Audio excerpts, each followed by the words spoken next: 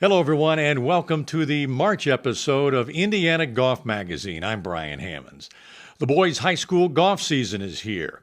And for the last 3 years, the Westfield Shamrocks have worn the second place medal at the IHSAA State Championship. This year, the Rocks are poised to get over that hump. That's our top story, brought to you by the Chariot Automotive Group.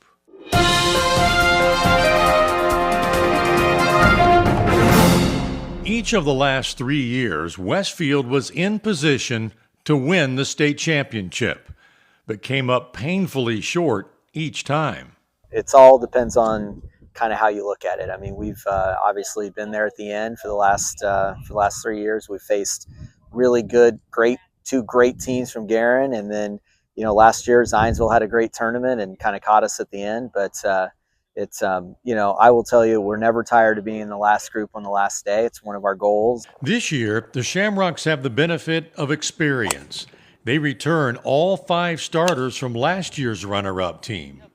It's fun to have the whole crew back this year. It's a little different.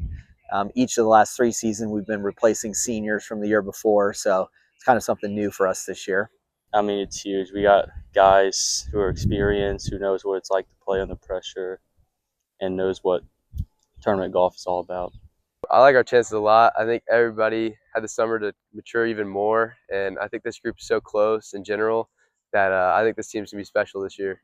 The Shamrocks are led by senior Jake Caesar, an Indiana University commit, and senior Will Harvey, a Purdue commit, who have carried on the tradition of this perennial powerhouse program. We're a byproduct of quite a few of the classes that we've had before this year. They've done a great job laying the foundation, and certainly, Jake and Will as 2 4-year starters. That doesn't happen very much in our program, to have 4-year varsity players. I mean, Jake's a 3-time All-State Award winner. Will's 2-time, and I'm really proud of these guys for kind of bridging the gap from our previous teams and what they're doing for leadership-wise in our program.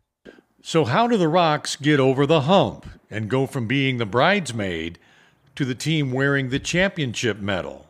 This year, it's a little bit different. These guys that are kind of, our juniors and seniors, they've had these same expectations the last few years. And so that's kind of taken away the having to talk about June. June will get here, but, we do focus on, for years, our program mantra has been win, what's important now. And what's important now is this week and today and how we're ready to play.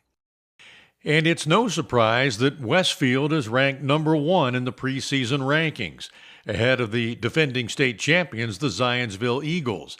And once again, Hamilton County is well represented, with 5 teams ranked in the top 10. Artificial intelligence is becoming more of a presence in our daily lives, and it just might be the future of golf instruction. A new company with Indiana ties called PlayIQ uses AI to help golfers reach their full potential. That's our Spotlight, brought to you by the French Lick Resort.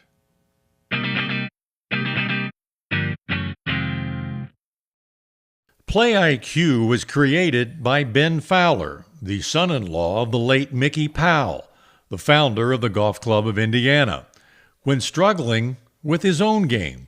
And about 4 or 5 weeks later, he came out here, and we were talking, and he said, "Hey, Jeff, I need to show you this thing I'm working on."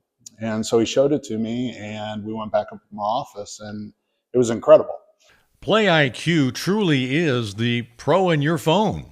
Teaching pros can use it in their lessons, or a big selling point for many, you can use it on your own.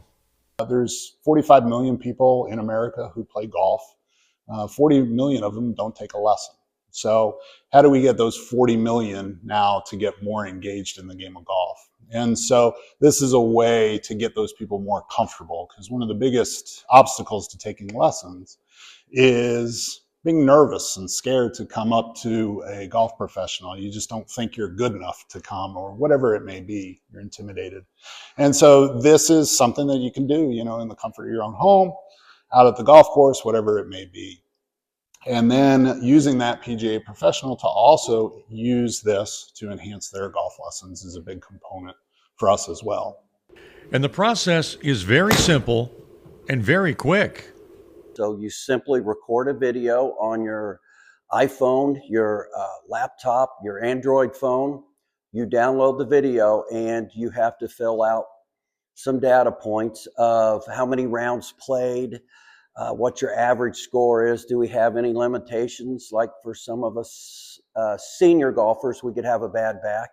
And then when you download the film, it'll analyze it.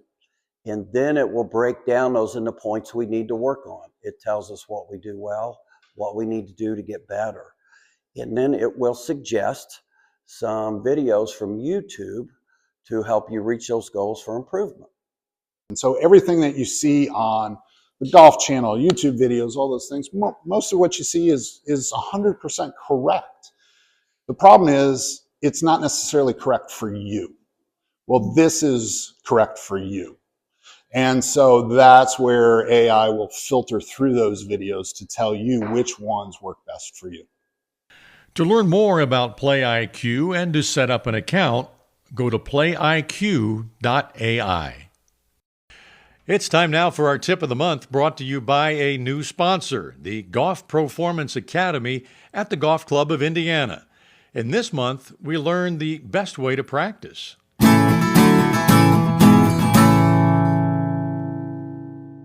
Hey everyone, Mike Asbell here of the Golf Pro-Formance Academy and Director of Player Development.